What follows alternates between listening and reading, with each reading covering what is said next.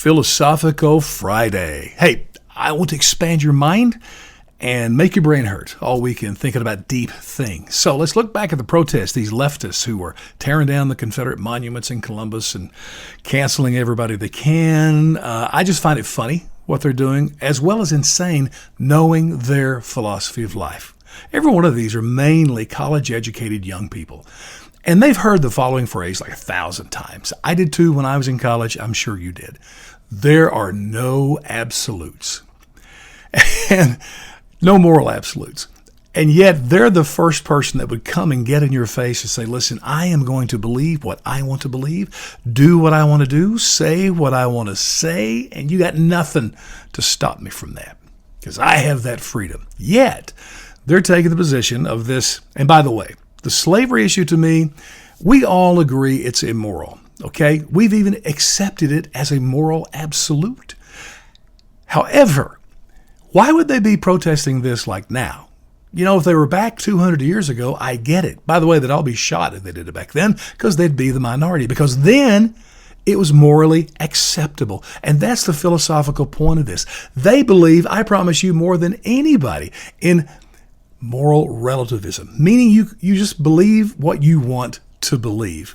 And yet they're taking this harsh position of judgment. I remind them of Jesus' words. He said, don't judge because you can be judged. I mean, the same tough judgment you use may come at you someday.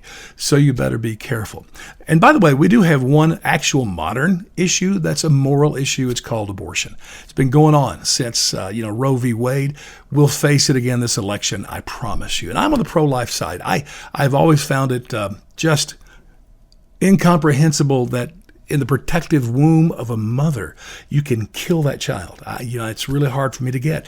However, I live in a society that, even though I see that as immoral, I live in a society that has legalized that act. But here's the point I want to make to you. You're coming at a point somewhere in the future with abortion where there won't be any more abortions. Maybe through, moral viewpoints, or maybe just through technology. But abortions will be no more. Can you imagine if the people then used your tactics, your system now, and applied that then to people living in our era who were pro-choice, pro-baby killers? Can you imagine? I can.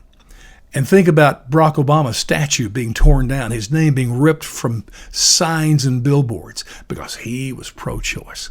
But let me just end with this. I'm against all of this, okay? You don't judge a person based on the one point or the one view in their life that we consider now to be immoral. Stop it already.